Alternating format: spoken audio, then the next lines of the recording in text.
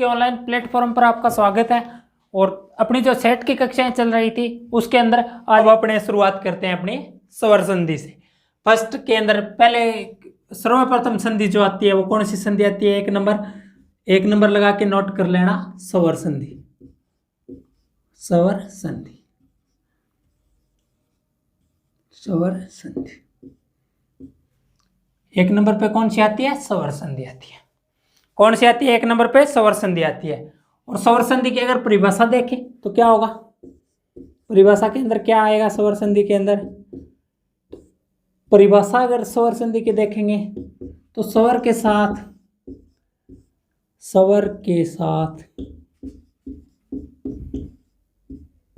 स्वर का मेल होने को ही स्वर संधि कहते हैं। संधि कहते हैं।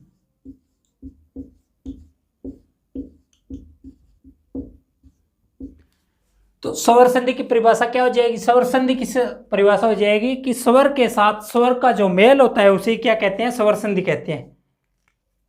स्वर के साथ स्वर संधि की परिभाषा क्या होगी? स्वर के साथ स्वर के योग से होने वाला बदलाव है वो मेल से होने वाला बदलाव लिख दो। तो जो स्वर के साथ स्वर मिलेगा, ए प्लस ए मिलेंगे तो आ होगा, तो वो मेल के अंदर बदलाव तो आएगा ही। तो इसको या तो ये लिख लो, और या अगर व्याकरण की दृष्टि से ना चाहिए ये तो अपने याद रहने के हिसाब से हो जाएगी कि स्वर के साथ स्वर के मेल को ही क्या कहते हैं? स्वर संधि कहते हैं। ये तो अपने साधारण शब्दों में भी हो जाएगी कि स्वर के साथ स्वर के मेल को ही क्या कहते हैं? तो स्वर संधि कहते हैं। और इसकी अगर दूसरी डेफिनेशन देखना चाहें तो दूसरी ये लिखेंगे कि स्वर के साथ स्वर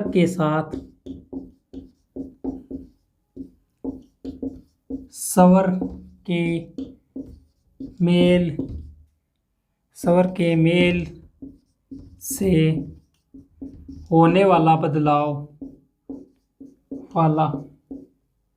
स्वर प्लस स्वर के मेल से होने वाला बदलाव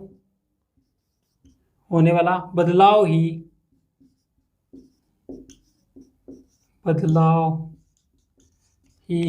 स्वर संधि कहलाता है। स्वर संधि कहलाता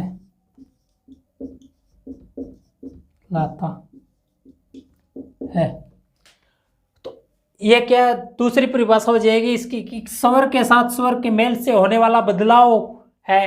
तो बदलाव को अपने विकार भी लिख सकते हैं, बदलाव को विकार भी कहें तो बदलाव को ही स्वर कहते हैं। क्या कहते हैं? स्वर कहते हैं। बदलाव को ही स्वर संधि कहते हैं। स्वर प्लस स्वर मिल रहे हैं, स्वर मिल रहे हैं, तो स्वर मिल रहे हैं तो क्या हो रहा है कि स्वर संधि कहलाएगी। जो बदलाव है वो बदलाव ही स्वर संधि कहलाएगा। जो बदलाव हो रहा है वो बदलाव क्या कहलाएगा? तो वो बदलाव है वो स्वर संधि के नाम से जाना जाएगा। तो ये स्वर संधि की दो परिभाषा है। ये साधारण शब्दों में हो जाएगी अपने तरीके से कि स्वर के साथ स्वर के मेल को क्या कहते हैं? तो स्वर के साथ स्वर के मेल को स्वर संधि कहते हैं। क्या कहते हैं? स्वर संधि कहते हैं। और अगर जो एक्यूरेट परिभाषा है वो देखनी चाहे, सही परिभाषा है वो देखनी चाहे, तो व्याकरणीय परिभाषा ये होगी कि स्वर के साथ स्वर के मेल से होने वाला बदलाव क्या कहलाता है? तो स्वर संधि कहलाता है। स्वर के साथ स्वर के मेल से होने वाला बदलाव क्या कहलाता है? स्वर संधि कहलाता है। क्या कहलाता है? स्वर संधि कहलाता है।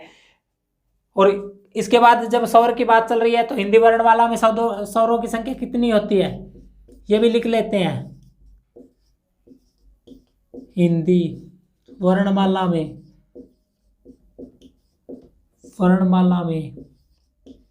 स्वरों की संख्या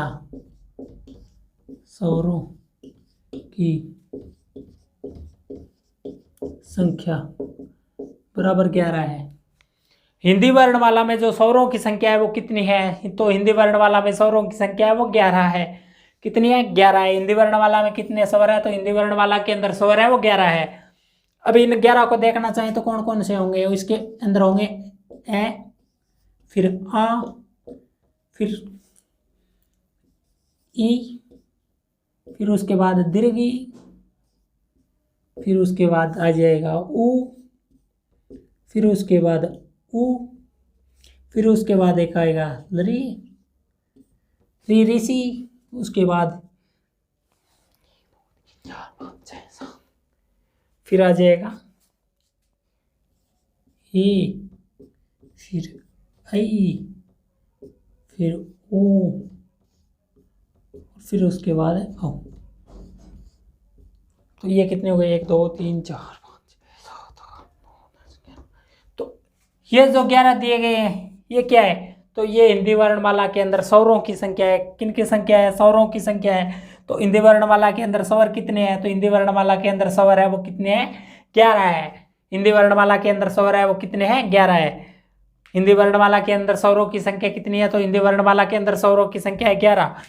कितनी है? तो हिंदी वर्णमाला के अंदर स्वरों की संख्या है वो कितनी है? तो हिंदी वर्णमाला के अंदर स्वरों की संख्या है 11। कितनी है? हिंदी वर्णमाला के अंदर स्वरों की संख्या है वो 11 है। और वो 11 के 11 लिखे हुए हैं यहाँ सामने। तो अपने नोट्स के अंदर इनको नोट कर लेना। ये 11 हिंदी वर्णमाला के स्वर है। अब इसके साथ मैं आपको एक बात और बताना चाहता हूँ। तो वो बात क्या है? तो ये परिभाषा तो आपने लिख ली होगी। तो मैं यहाँ से इसको इरेज करके और यहाँ पे लिखता हूँ जो बात लिखनी है मेरे को, क्योंकि इसी से संबंधित रहेगी। वो किससे संबंधित रहेगी? इनसे ही संबंधित रहेगी।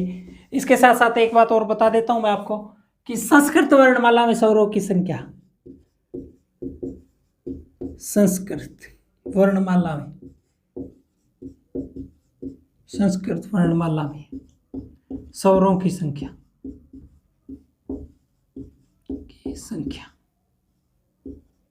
तो संस्कृत वर्णमाला के अंदर स्वर है वो कितने होते हैं ये आपको बताना है। क्या करना है? संस्कृत वर्णमाला के अंदर स्वरों की संख्या कितनी है ये आपको बताना है क्वेश्चन। तो संस्कृत वर्णमाला के अंदर स्वरों की संख्या कितनी होती है ये क्वेश्चन आप बता देना। ये आपके लिए क्वेश्चन है एक, जो ये क्वेश्चन है इसका आपको क्या करना है? इसका या तो आप कमेंट में जवाब दे देना, या तो कमेंट के अंदर जवाब दे देना, या फिर एक काम करना कि दीक्षा क्लासेज के नाम से फेसबुक पेज है। क्या है? फेसबुक पेज है। और उस पेज के ऊपर ये क्वेश्चन है वो मैं वहां पे टाइप कर दूंगा और इसका आंसर दे देना कि संस्कृत वर्णमाला में स्वरों की संख्या कितनी है। क्या करना है? या तो वीडियो के कमेंट में जवाब दे देना, इसका आंसर दे देना मेरे को, और या फिर आप दीक्षा क्लासेस फेसबुक पेज पे जाके भी इस क्वेश्चन का आंसर दे सकते हैं। क्या कर सकते हैं? इस क्वेश्चन का आंसर दे सकते हैं। और जो स्वर संधि होती है उसमें क्या करते हैं? तो स्वर संधि के अंदर है वो समान स्वरों को मिलाते हैं। स्वर संधि के अंदर समान स्वरों को मिलाते हैं। किनको मिलाते हैं? समान स्वरों को मिलाते हैं। के अंदर है वो ये चीज भी लिख लेना इसके आगे कि स्वर संधि के अंदर स्वर प्लस स्वर का मेल होता है। वहां से आगे जहां तक नोट तक लिखा था अपने उससे आगे लिख लेना कि समान स्वरों को मिलाते हैं। समान स्वरों को मिलाते हैं, स्वरों को मिलाते हैं क्योंकि समान स्वरों का मेल होता है। स्वर संधि के अंदर क्या करते हैं? तो स्वर संधि के अंदर है वो समान स्वरों को मिलाते हैं। किनको मिलाते हैं? समान स्वरों को मिलाते हैं। जितने भी स्वर 11 स्वर लिखवाए थे उन 11 के 11 को नहीं मिलाया जाता, केवल समान स्वरों को मिलाया जाता है। और समान तो इसके अंदर समान स्वरों को मिलाते हैं। क्या करते हैं? अभी समान स्वरों को मिलाते हैं। इसके अंदर क्या करते हैं? समान स्वरों को मिलाते हैं। तो समान स्वरों को जब मिलाते हैं तो समान स्वर के साथ समान मिलेगा, ए के साथ या तो आ मिल जाएगा, और फिर क्या होगा? एक कंडीशन ये हो सकती है ए प्लस ए मिल सकता है, या फिर क्या होगा? या आ हो सकता है उसके साथ ए हो सकता है, या फिर चौथी कंडीशन क्या होगी? तो चौथी कंडीशन ये हो जाएगी दोनों तरफ आ हो सकते हैं। तो ये क्या है? ये समान स्वर है। क्या है? समान स्वर है। और इनको अगर शॉर्ट में लिखना चाहें तो इनको शॉर्ट में किस तरीके से लिखेंगे? तो शॉर्ट में अगर इनको लिखेंगे तो दो ही कंडीशन हो सकती है शॉर्ट के अंदर लिखने में, या तो योग से पहले ए होगा या फिर योग से पहले आ हो जाएगा, या तो इन दोनों में मिलेगा। उसके बाद क्या होगा, तो उसके बाद योग होगा, और योग होगा इन दोनों का मेल होगा। मेल होने के बाद क्या होगा, मेल के बाद भी यही कंडीशन आएगी, या तो आप ए पहले हो सकता है और या ए बाद में हो सकता है। तो जब ये कंडीशन आएगी, इधर ए पहले हो सकता है या बाद में हो सकता है, इन दोनों में से कौन सा भी पहले या बाद हो सकता है। तो जब इन दोनों में से कौन सा भी पहले या बाद में होगा तो निर्माण किसका होगा, तो निर्माण आ का होगा। किसका निर्माण होगा, आ का होगा। जैसे रामधन एन के अंदर मैं के अंदर से ए निकल के और इधर वाला ए मिल के किसका निर्माण किया था, तो ए प्लस ए मिल के आ का निर्माण किया था। वो इसी आधार पे किया था। किसके आधार पे किया था, तो इसी आधार पे किया था। किस आधार पे किया था, इसी आधार पे ए प्लस ए से आ का निर्माण हुआ था। किसका निर्माण हुआ था, ए प्लस ए से आ का निर्माण हुआ था। और ए प्लस ए आ का निर्माण होता है तो यह संधि कौन सी कहलाती है, जब ए और ए का निर्माण हो रहा है, ए और ए से आ का निर्माण हो रहा है। और फिर इसके बाद दूसरा अगर देखना चाहें तो ये समान स्वरों के अंदर फर्स्ट कंडीशन हो जाएगी। क्या हो जाएगी, पहले तो ये तरीका हो सकता है भी समान स्वरों के अंदर ए प्लस ए मिले हुए मिल सकते हैं, या फिर क्या होगा तो ई प्लस ई, या तो दीर्घ ई मिलेगी या ई मिलेगी। तो ई प्लस ई के साथ ई मिल सकते हैं, फिर या दीर्घ ई प्लस हर्षो ई मिल सकते हैं, या फिर क्या होगा दोनों तरफ दीर्घ ई मिल सकती है। क्या मिल सकती है, दोनों तरफ दीर्घ ई मिल सकती है। तो इसको भी शॉर्ट में लिखना चाहें तो इसको शॉर्ट में किस तरीके से लिखेंगे, तो इसी तरीके से लिखेंगे। दो ही कंडीशन हो सकती है, या तो हर्षो ई मिल सकती है या दीर्घ ई मिल सकती है। उसके बाद इनका योग होगा। योग होने के बाद क्या होगा, तो योग होने के बाद भी वही कंडीशन होगी, या तो हर्षो ई मिलेगी और या फिर दीर्घ ई मिलेगी।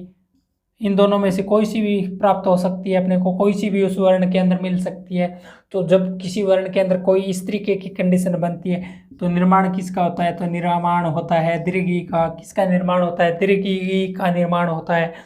तो ये अपनी 2 नंबर कंडीशन थी, जिसके अंदर समान स्वरों को 2 नंबर तरीके में इस तरीके से मिलाते हैं। किस तरीके से, जैसे ए के साथ आ मिलता है 2 नंबर पे, इसके अंदर दूसरी कंडीशन ये भी हो सकती है, दोनों तरफ ए प्राप्त हो सकते हैं। आप अपने को जो मेल हो रहा है, मेल से पहले वाले प्रथम पद या परपद के अंतिम वर्ण के अंदर अपने को ए मिल सकता है, या द्वितीय पद के जो प्रथम पूर्व पद है उसके अंदर क्या प्रथम वर्ण के अंदर अपने को ए मिल सकता है। ए प्लस ए मिल के क्या करेंगे, आ का निर्माण कर देंगे। या फिर पहले ए मिल जाएगा, उसके बाद आगे वाले वर्ण के अंदर क्या मिलेगा, तो आगे वाले वर्ण के अंदर अपने को ए मिल जाएगा। इधर आ प्राप्त हो गया, फिर भी आ का निर्माण होगा। अगर दोनों तरफ आ मिल रहे हैं, दोनों तरफ आ मिल रहे हैं तो क्या होगा, तो भी आ का निर्माण होगा। इसी प्रकार से ई का निर्माण हो जाएगा। एक कंडीशन और होती है इसके साथ साथ, समान स्वरों को एक स्वर को और मिलाते हैं समान को, तो वो कौन सा मिलता है, तो वो या तो हर्षो ऊ मिलेगा या फिर दीर्घ ऊ मिल जाएगा।